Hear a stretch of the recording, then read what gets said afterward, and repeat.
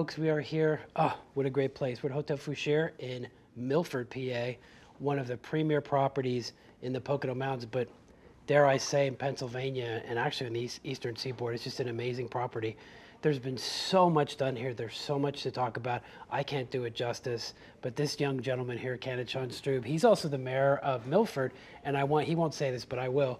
He's really contributed a great amount to the renaissance of this community and really the way it looks right now, the streetscape, all the things you would enjoy if you came here. But we're really here to kind of talk about Hotel Fauchere. So I'm going to ask you, Sean, tell us a little bit about the great history. First of all, where are we right now? Where are we sitting? Well, right now we're in the Delmonico Room, which is our fine dining restaurant at the Hotel Fauchere. We have 3 restaurants. This is the fine dining restaurant.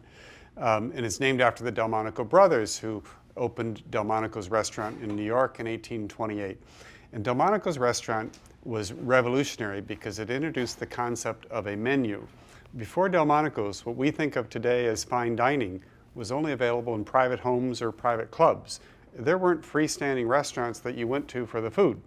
A hotel or a tavern might serve something to a traveler as an accommodation, but you ate whatever gruel they were serving whenever they served it.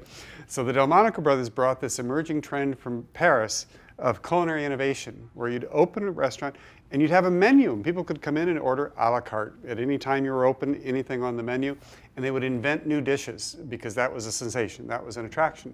So Delmonico's invented the hamburger as a sandwich. And of course, most people know Delmonico potatoes and the Delmonico cut of steak, but also baked Alaska, lobster Newburgh, lobster Thermidor, eggs Benedict. All these things came out of the Delmonico's culinary tradition. And Louis Fauchere, who founded Hotel Fauchere in 1852, was their master chef. He opened this as a summer hotel and brought that sort of elite Delmonico's clientele from New York out here in the summertime. The Fauchere family ran the Hotel Fauchere from 1852 until 1976, 124 years, which is a pretty amazing history.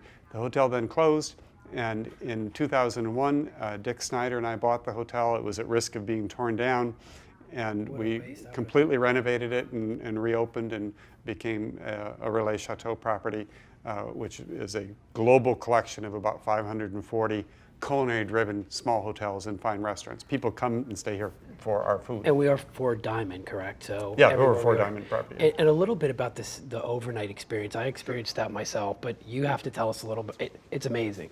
Well, it's just, I mean, we don't have a lot of rooms. We're 16 rooms, but we're a hotel. We're not a bed and breakfast. You know, we have room service. We have a more, formal. And our rooms aren't large, but they're really luxurious. We have frette linens and bed and bath linens. The hair and skin amenities are from Kiehl's. Our bathrooms are all marble and Pennsylvania bluestone with radiant heat in the floors and heated towel racks. We just try to make it a really special, our linens are ironed. We have a laundry right here in the basement. We iron all of our sheets and pillowcases and try and give, the guests a sense of a refuge. When they go in this room, it's quiet, it's calming, and it's right in the center of Milford's historic district. So everything's within walking distance. You can go to the attractions and the other restaurants and the shops, as well as enjoy the 3 restaurants we have on property. So I dare say that a lot of folks who are watching this are familiar with Teddy Roosevelt. What's the connection between President Roosevelt and this hotel? Well, we actually have connections with about 5 different presidents. Warren Harding stayed here. Franklin Roosevelt used to come over for Sunday lunch. When John Kennedy dedicated Gray Towers, the National Historic Site here in Milford, we catered the lunch. President Clinton walked by right in front of the hotel a couple of years ago. But Teddy Roosevelt was, of course, very close friends with Gifford Pinchot. And the Pinchot family was from Milford. They were part of the French community here in the early 19th century. And a story that we found in an old newspaper article from the 1950s was that one night Teddy Roosevelt and Gifford Pinchot were having dinner here at the hotel, and they were talking about restructuring the new U.S. Forest Service and the National Park Service. And they put the National Park Service, and they wrote it out on a napkin, and they put the National Park Service as part of the Interior Department because they were to be left alone for recreation and for scenic vistas and for wilderness. And the U.S. Forest Service was put as part of the Agriculture Department, treating the forests like a crop that you could harvest the wood that the country needed on a sustainable basis. And that was Pinchot's sort of important contribution, was the concept of sustainability of harvesting of natural resources. So they sketched this out on a napkin and took it with them.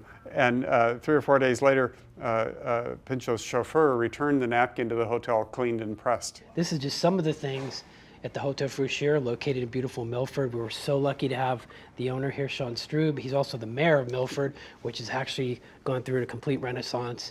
And I'm really happy to have been here with him. So for PTN, I'm Chris Barrett. Thanks for watching.